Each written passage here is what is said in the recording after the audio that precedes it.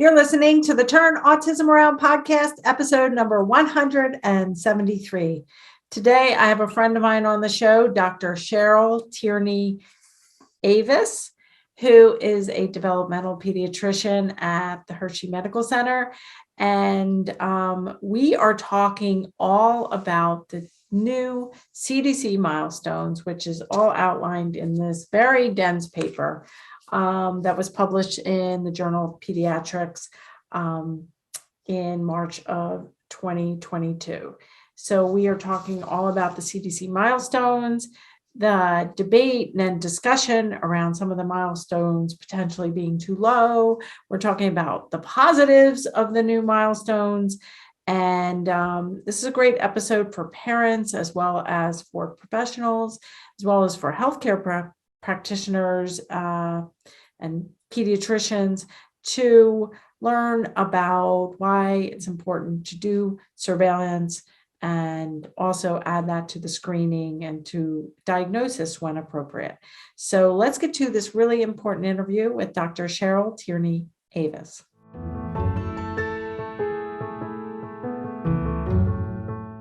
Thank you so much. I'm going to call you Cheryl since you told me to call you Cheryl last time. Thank you so much for joining us today.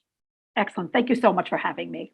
Yeah, so we've been friends for, I think, over a decade now, and you are my go-to person for developmental pediatrician questions. And so today we are going to talk all about the new CDC milestones and a paper that was written. And I know you were on podcast 114, where we talked all about a lot of different things, like your background as a developmental pediatrician and apraxia and sleep disorders and just all kinds of gold in that episode. So we're going to link that one in the show notes. But can you just briefly tell our listeners who you are in case they're just joining us for the first time?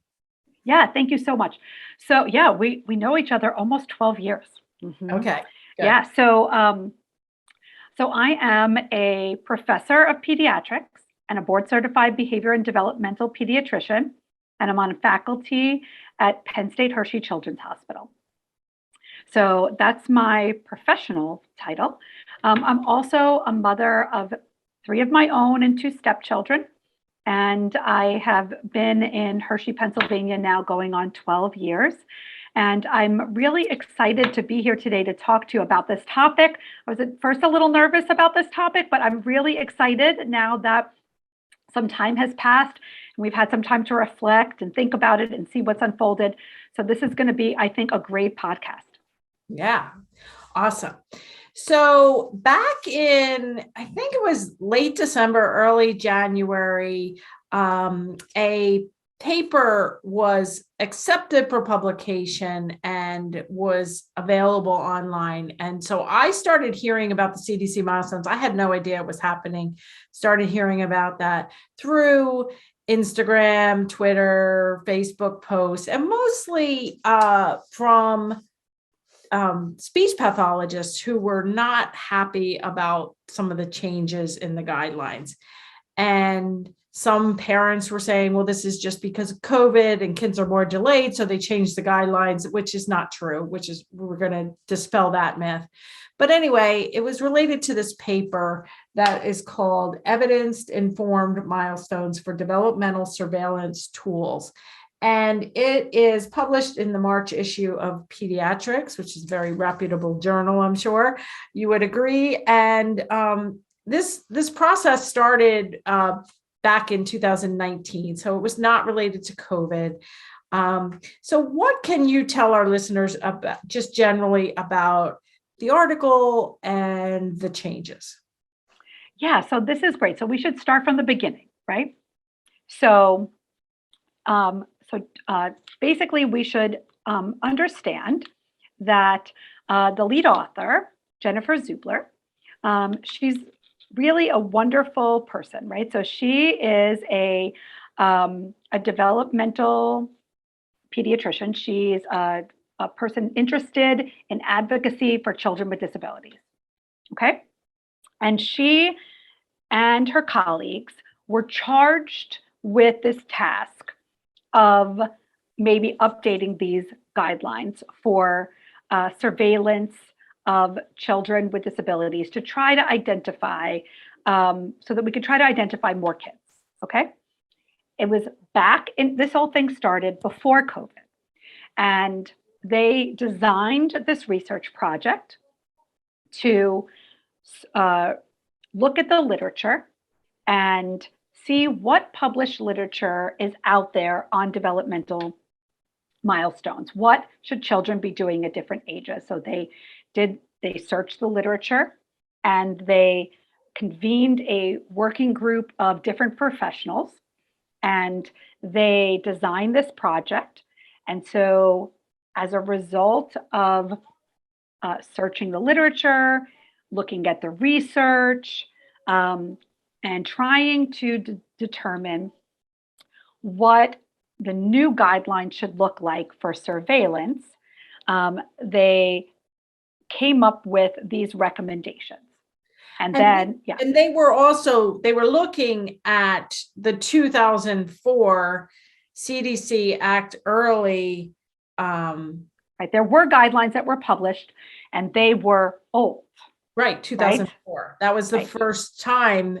So, and I didn't realize until I read the article, is that the American Academy of Pediatrics funded the Act Early in coordination with the CDC to publish these guidelines back in 2004 when there really wasn't anything. I know I was involved because Lucas was diagnosed in 1999. I was involved actually in the first Signs project, which was before the CDC Act Early website. So in my book, Turn Autism Around, especially in chapter 2, where I talk about potential signs of autism, talk about lack of pointing and response to name and speech delays. And I linked to the CDC website.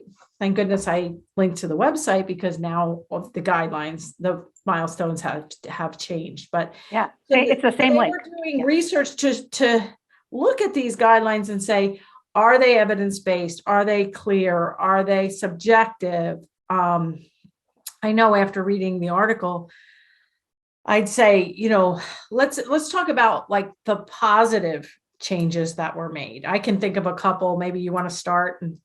Yeah. So like any research, right? So there's always, no research is perfect, right? Of course, that's just the fact that research is never going to be perfect. But given that they were charged with doing updates to guidelines that were very old, they decided to do a literature search and they had certain criteria.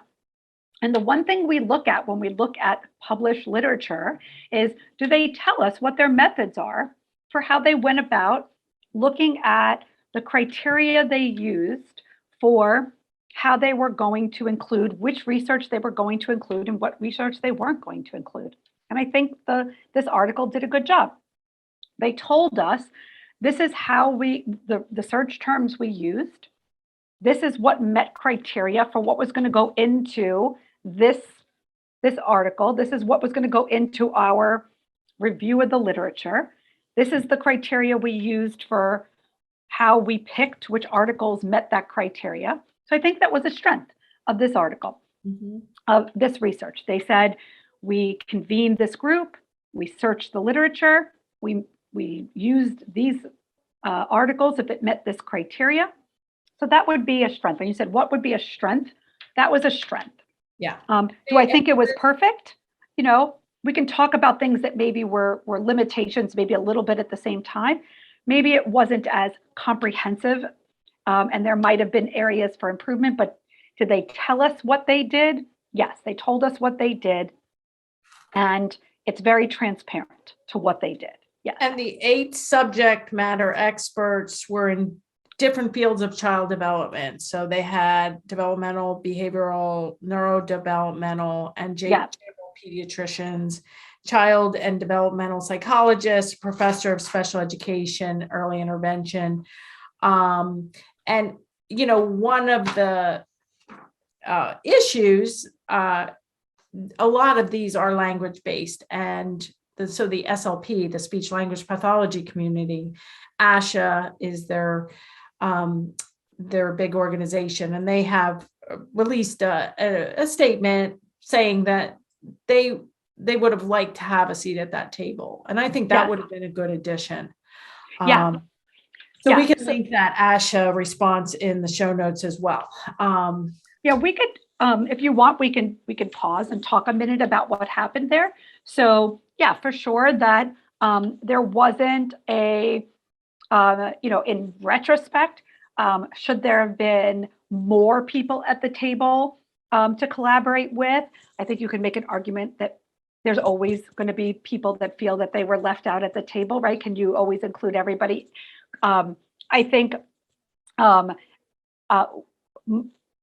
could you, of course, after the fact, it's easy after the fact when people criticize to say, yeah, that may have been a nice addition and we should have. But for certain, that there was a collaboration afterwards with ASHA. ASHA did sit down with the CDC and the authors afterwards to take a look. And I know that meeting was a positive experience, both for ASHA and for the CDC that did go on afterwards. What will come of that more down the road, I don't know.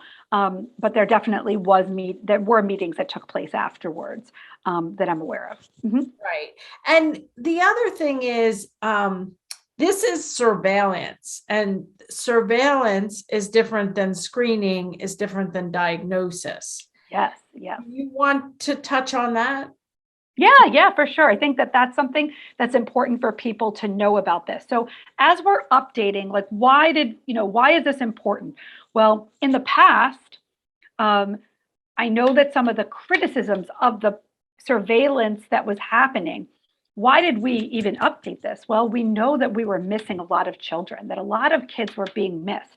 And the goal of this, of the authors and of the medical community at large, was that there was too much wait and see. There was a lot of, and I'm sure you hear this a lot, my pediatrician said, let's just watch this and see. Why was that happening?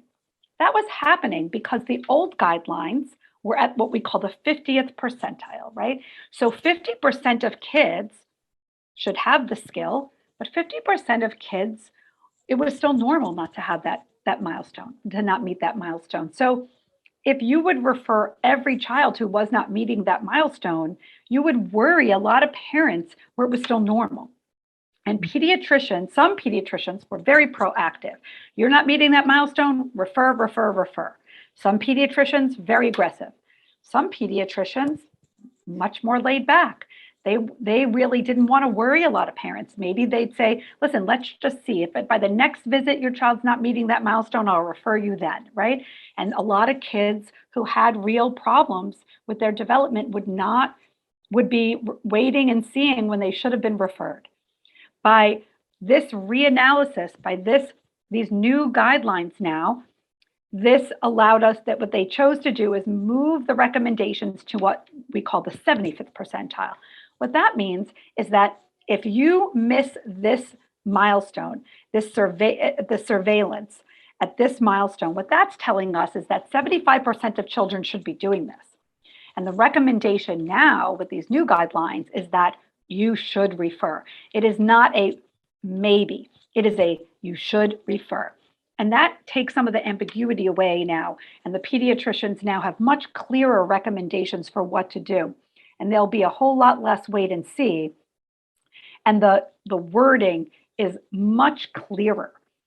So that's one of the things this paper really stresses, is moving the recommendation to 75th percentile and taking away that wishy-washy language of may or might, so that it's much clearer what to do. Yeah. Right. And also in the same vein, I think the wording got stronger. So it went from the old checklist where, a child may begin to transfer objects from hand to hand, to the child will, or the child should be transferring objects from one hand to another. That language. It's clearer, it's more direct. And because 75% of children do, then if you don't, you need to go the step farther. But so this whole thing we're talking about is surveillance. It's being aware of the milestones, which I'm a huge fan of. Even for a child diagnosed with autism, I'm a big fan of knowing what milestones come first.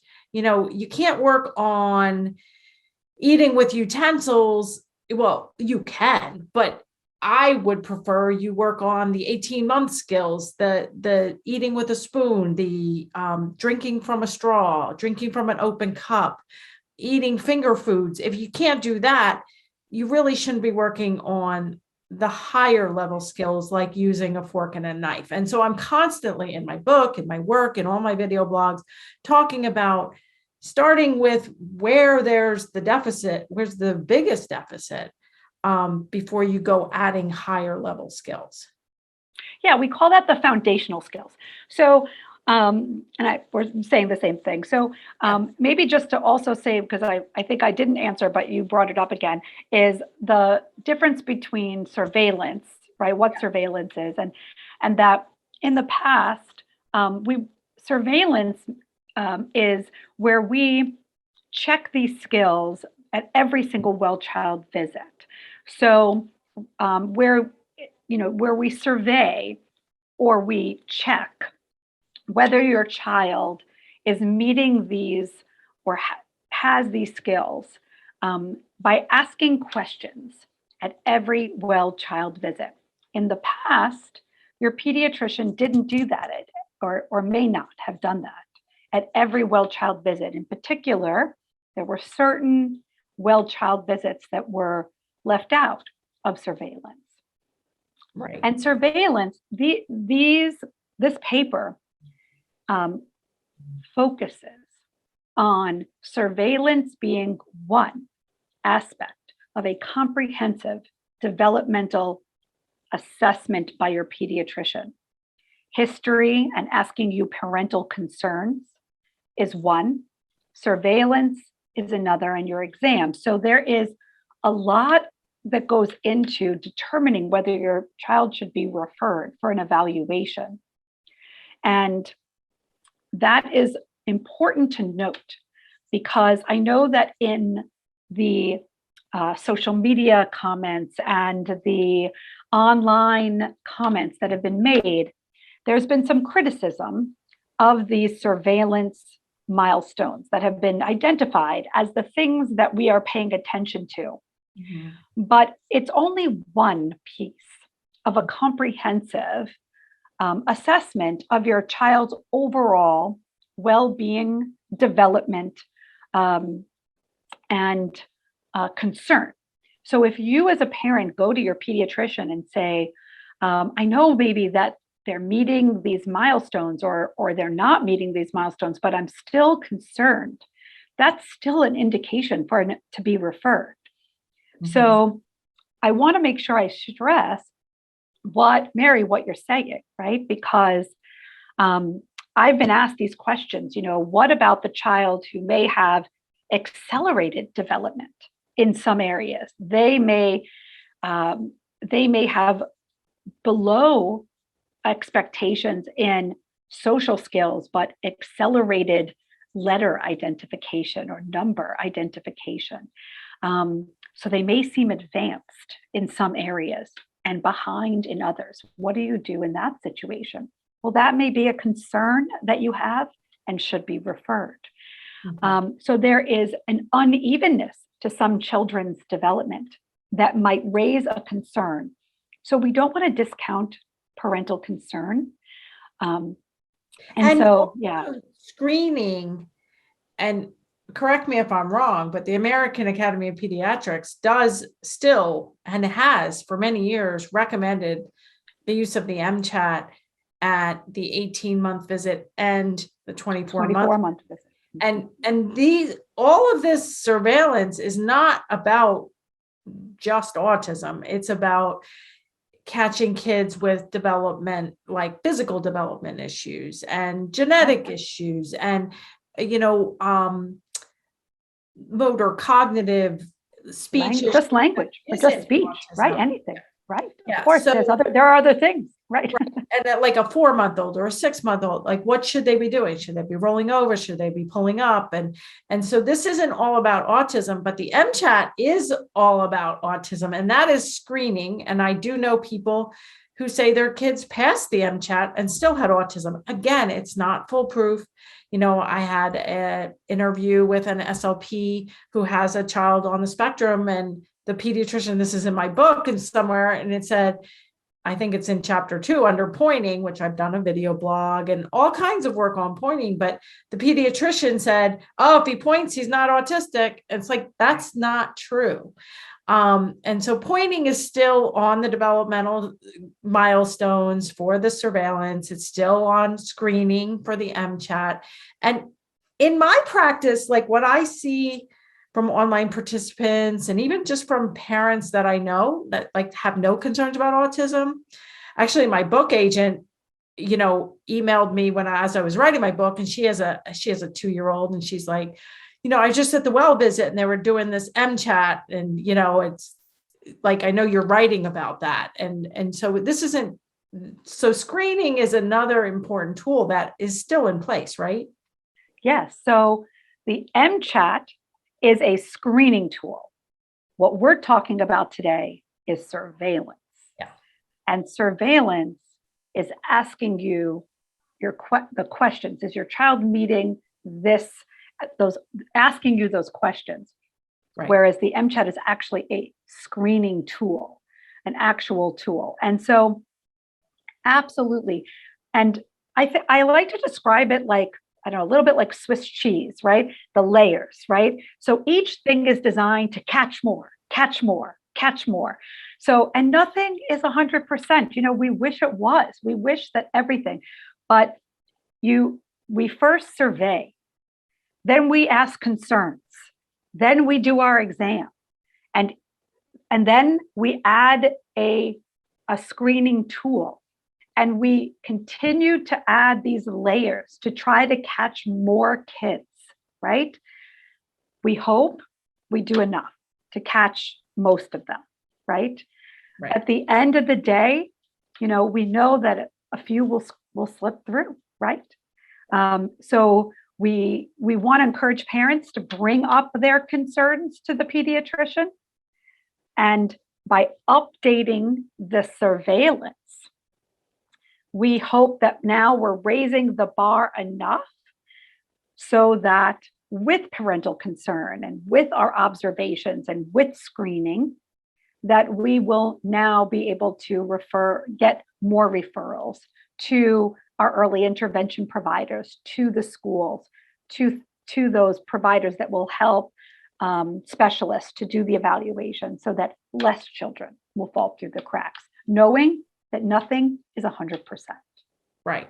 And they did add, so this article then recommended the CDC milestone changes, and that has been done. It was like all in one swoop, like the article came out and the CDC changes were in place. And I'm not sure like if ASHA responds and if tweaks could be made or if something was cited incorrectly. Maybe it's a dynamic website. I'm sure that if there was enough, like if there was an error, they could change it. So, we'll just have to leave it at that. But one of the really positive changes is in the past, in the 2004 milestones, there was no 15-month of age and there was no 30-month of age. And those are two really critical times, two critical well checks that you can miss some changes and some milestones. Yes. I think when I look at the overall net of what this will do, all the well child checks now, there's going to be surveillance, all of them. It never made sense to us why there are any well child checks where we don't survey development, right? Mm-hmm. So now that's been rectified. We can have a very academic discussion about whether or not the right milestone was identified and whether it's too high or too low. And I hope over time this will spark more vigorous research into making sure that the bar was set at the right level. I hope that people now will look at this and say, oh, I think that milestone was not set at the proper level. Maybe there's not good published literature on this. And now we need to, this is just expert opinion that's out there. We don't have good published literature on it. It's not. So now we need to do more research in that area. That would be great. And so we can add to the body of literature. This should then move things in a positive direction. But will this net benefit children to be identified, referred, and serviced? Absolutely. That is, I think, something that we should celebrate rather than criticize, for sure. And I think the whole, I forget exactly when your first episode was aired or recorded. But, since COVID too, a lot of kids, missed well checks. Right. The waiting list got longer to go see the developmental pediatrician. Things turned virtual, early intervention turned virtual. I did a really good podcast interview with Dr. Catherine Lord, who's one of the leading researchers in the autism space. And she talked all about the issues with even evaluating kids when you're masked up, when they're masked up. And she was doing evaluations in her backyard. And I think we did talk about, tele evaluations and stuff in your podcast 114. But, I do think kids in general are more at risk for speech delay, social delay, separation anxiety. I mean, now they're going to preschool or daycare and they're being dropped off with masked people, getting them out of the cars. And it just seems like if you're a child that has been born, and spent all of your life from 1 to 3 or 4, but then at the same time, parents could discount it. Oh, it's just COVID because he hasn't left the house. He hasn't gone to the grocery store or library circle time. And it's like, how do you answer that? Yeah. So hopefully kids under 2 are not being masked because that's not the recommendation. Right. So, but they have been isolated and not gone to the grocery stores as much and not gone to daycare as much. Yeah. So one is very young children, don't need to be masked or shouldn't be put in masks, right? So we're talking about slightly older kids. So in that birth to 2+, we do know that children get a good exposure to facial expressions and speech from their parents at home. And for generations before, maybe not in modern day right now, but for most of time, we didn't have preschools and these social settings. Like kids were raised at home with their parents. Yep. And when I explain this to parents, I'm like, not everybody chooses by choice to send their kids to preschool.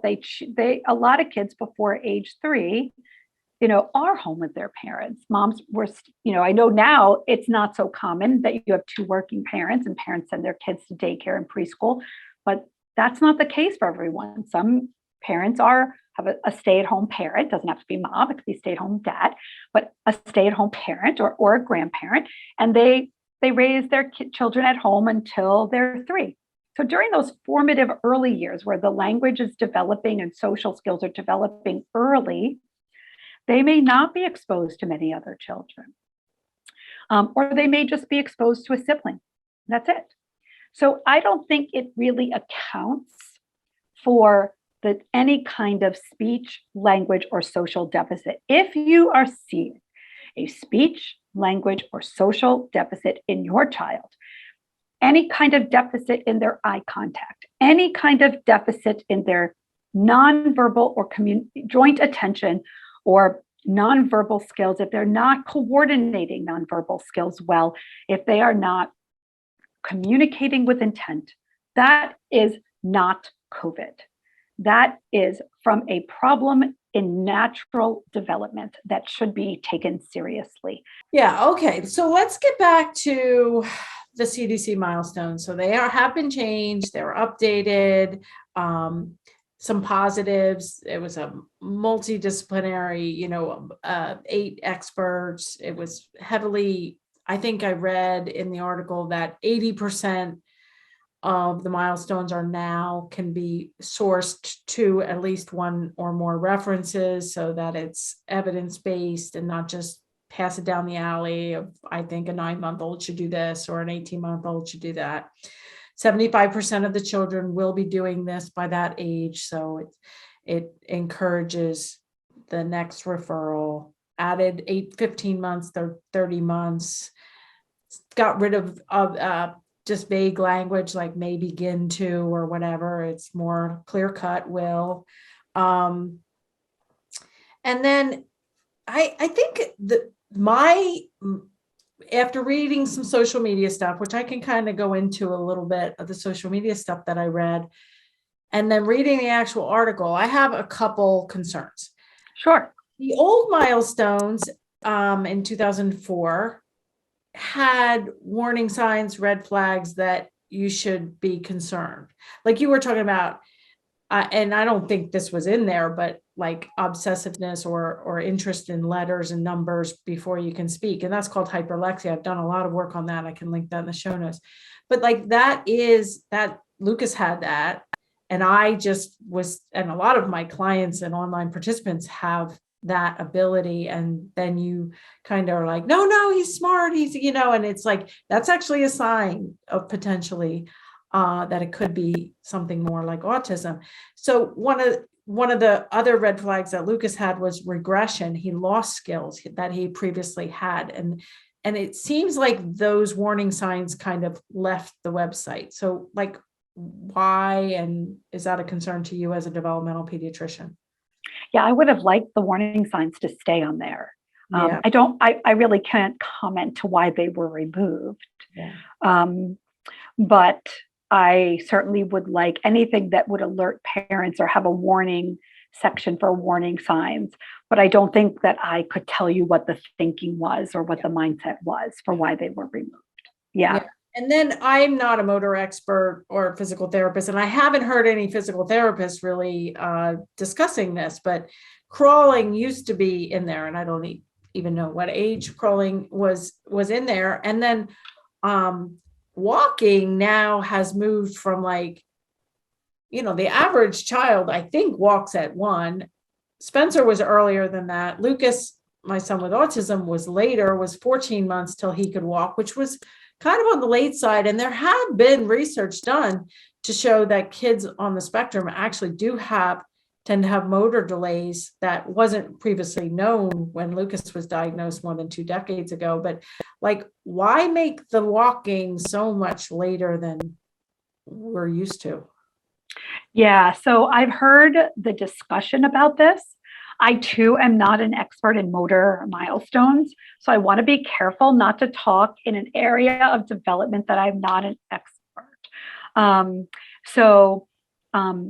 It may be a better question for one of the pediatric neurologists or maybe a PM&R resident or PM&R physician. Yeah. Somebody who is or more a physical therapist that works in early intervention. But, yeah. So you're, as a developmental pediatrician, you're not ever alarmed by lack of crawling, or you would think walking was 18 months? So I can tell you that the range of walking, I always talk about the range for walking is generally between 9 and 18 months. That I know. So whenever I talk about this with families, is I always say the one milestone that has such a broad range that always seems so broad to me is the motor ones, that there is such a wide normal range for walking. So, however, that doesn't mean that if your child is, approaching the later end for walking, that I wouldn't be referring them for intervention sooner. So if I had a child that was 15 months already and not walking, I wouldn't just reassure the parent and say, it's okay up to 18 months, don't worry about it. I wouldn't be doing that. I would be referring much earlier for intervention. But I also know that there's a small percentage of kids that are going to walk later, and it's still going to be, in some of those kids, okay. right? Yeah. But when you would make that referral would be younger than the higher end of that range, right? When it comes to crawling, that one's a little bit less.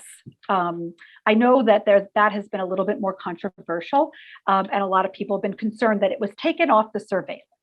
But that one I understand a little bit more. I may not be able to speak so much to the walking and when the right referral age should be, because that one I definitely am not an expert in. But the crawling one, I feel I can understand a little more.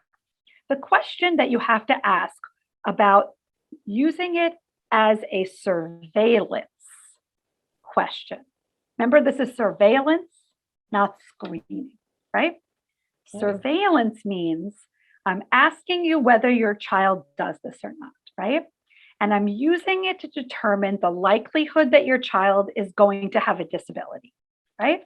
So you have to look at the literature to say, if I ask you this question during my 15-minute well-child checkup, am I using my time the most wisely, right?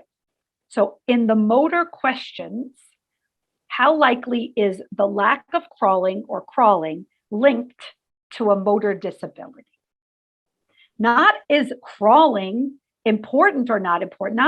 I'm not taking away crawling as a milestone. No one removed crawling from the milestone list of milestones. That's what I've seen on social media. They removed crawling as a milestone.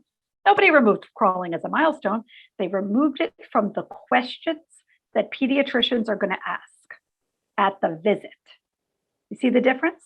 Yeah. Because is crawling linked, whether a child crawls or not, likely the right question Yeah. to ask.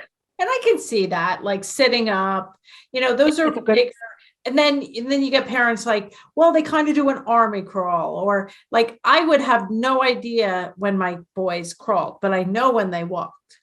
Right. I can't really remember when they sat up either, but if I had a little baby, I would be more looking at sitting up and walking, and pulling to stand. Those are bigger, like, milestones. So yeah, and you want to look at the ones that are in the literature linked to having a diagnosis, something diagnosable, right?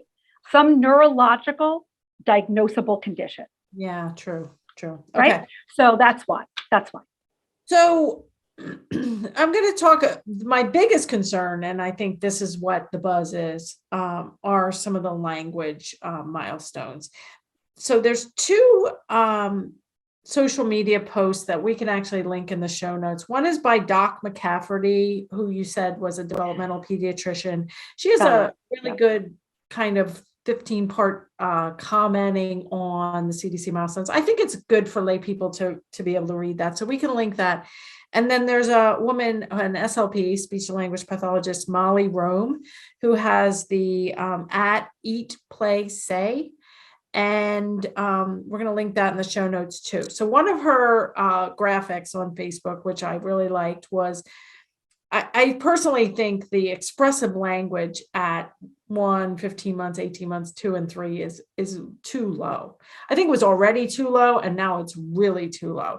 So she said, Molly Rome said, by 12 months, the CDC milestone says understands no, when in actuality, she says that actually they should be able to, by 12 months, identify common objects when labeled, touch 2 body parts, and follow 1-step directions in a routine.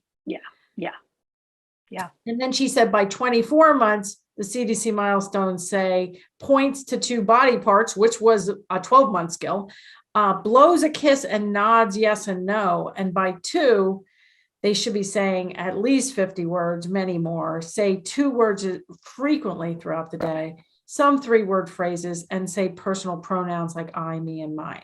And so I think that kind of summarizes some of my thoughts is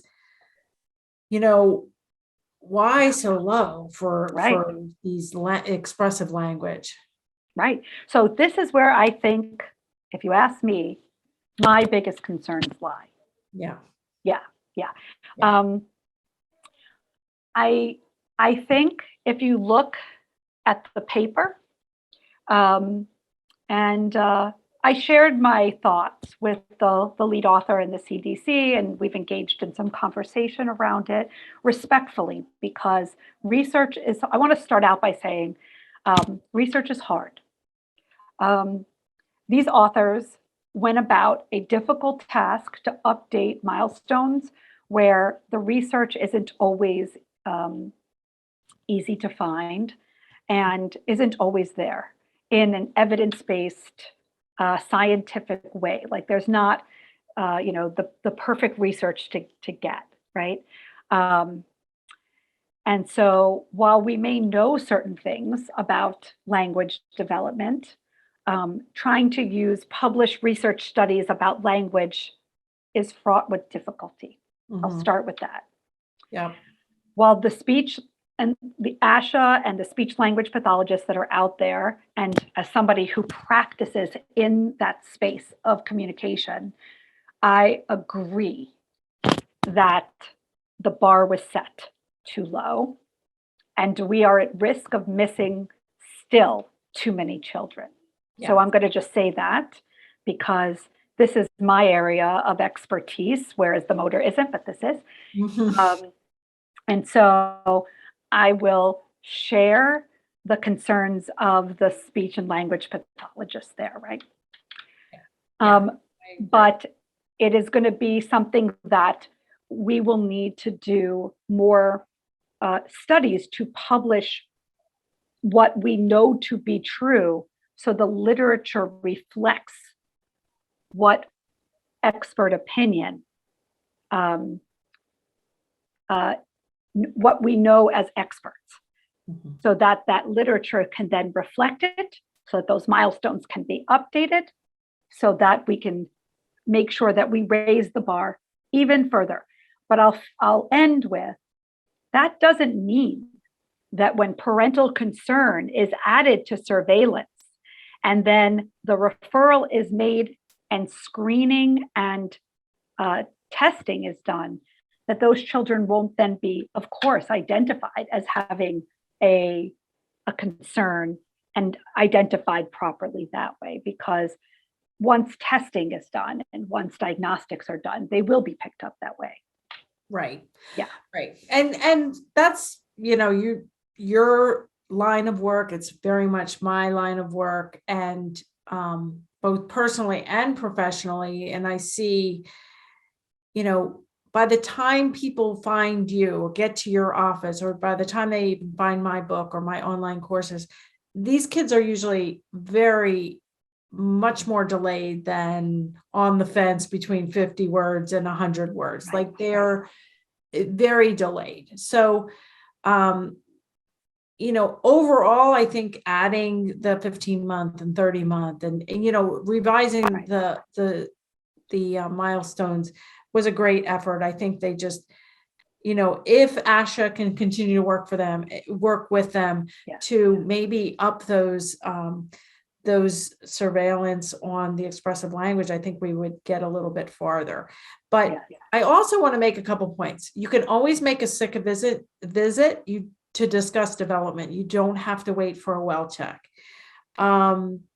You can have discussions with the daycare teacher, the preschool teacher. They have checklists. Like there's things that I know are important and a part of my model, like a part of my assessment is drinking out of an open cup or drinking from a straw, scooping with a spoon. I mean, there's other things too that are important, and you can't have everything on a surveillance for a pediatrician to check at a well check. But if you're concerned, like Cheryl is saying, you need to speak up and say, I'm concerned. Or if your child is very obsessed with letters or numbers or that's another warning sign that is in chapter 2 of my book, is like extreme problem behaviors where you just can't settle the child.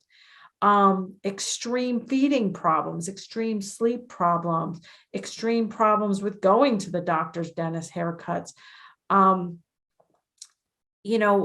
That's not just a stubborn child. I mean, it could be, but if it's coupled with a language delay, sensory issues, lack of pointing, then we need to discuss that, even if it's not on a surveillance, it's not on, if you're concerned that, and there's a range, like you said, for walking, there's a range for everything. What if you have a preemie? What if he's been isolated for 2 years? What if, the family speaks 3 languages and everybody's speaking different language? Like there's all those situations, but still, if you're concerned, that still trumps everything.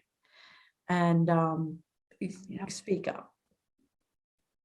Yeah, and Mary, remember they added a whole category of surveillance. The social emotional category didn't even exist before. Right. So that's a big positive addition. This is not without limitations. I don't want to say this was perfect and isn't it all amazing. It has limitations, right? But this was done by humans, and whenever something is done by humans, there's limitations, right? But there's a lot of positive things that will happen because of it. And I definitely agree with you about if you have concerns, all the things you just said, I want to underscore. Those were great points that you just made. Great points. Yeah. And, we can link in the show notes, blogs on pointing, response to name, hyperlexia, the MChat, the ADOS, like all of these things, your previous episode, which is excellent. And there's a lot you can do with or without a diagnosis, with or without any issue. You can, listen to these blogs. I have a blog that has had over 1 million views. Is it speech delay or autism, with 5 steps you can take no matter what? So I want to also, and I know Cheryl, you're right with me, you want to empower parents to, it's not so much about, do I need a diagnosis and how to get in line, and, just start learning more, start being empowered that you can make a difference. You can start to help your child. I mean, I know you are helping your child. You can add more tools to help your child even more. 100%. Yeah. So I know we're wrapping up with time, but I always like to end with the same question. And I don't remember what your answer was last time. I'm probably sure you don't remember either, but part of my podcast goals are not to just help the kids, but also to help the parents and professionals and the medical professionals who might be listening be happier and less stressed. So do you have any self-care tips or stress management tools that you use that you can recommend? Oh, yeah, I don't remember. I don't recall exactly. I certainly don't recall what I said last time. But COVID has taught me that you have to have self-care. As the weather gets nicer, you have to be able to take a break and go for a walk. I have been personally been in front of a computer for way too many hours a day, and that is not good. So definitely going for a walk. I have a few like meditation apps even on my my phone. I got an Apple Watch that has like the standing reminder to get up and breathe. There are some good fitness ones on there. But for those that are raising, have challenging home lives, I do say that parents definitely need to be able to get out and get a break, to go out of their home and have time to themselves in any way that you can. And to the extent that you can, carve out even 15 minutes for yourself. Small, even a few times, like if you can get a few 10, 15-minute breaks throughout the day, it makes a big difference. So that would be my recommendation for that. I love that. And I usually try to get outside every day, at least when it's not completely frigid. Yeah. This week was not a good week for that, but we had a taste of the nice weather and then it went away. So maybe next week. Yeah. And I think, fresh air, exercise, socializing. I like to walk with somebody if possible. So I think all of those, getting away from the computer, I think are great tips. So this is episode 173. I can't thank you enough for your time and your expertise. I think is a good podcast episode to really highlight that, we are moving forward. We're constantly trying to make things better, make things simpler for pediatricians and for parents to understand when there might be delays or differences, and to get kids the help they need as early as possible. So thank you so much for your time. Yeah, thank you for having me.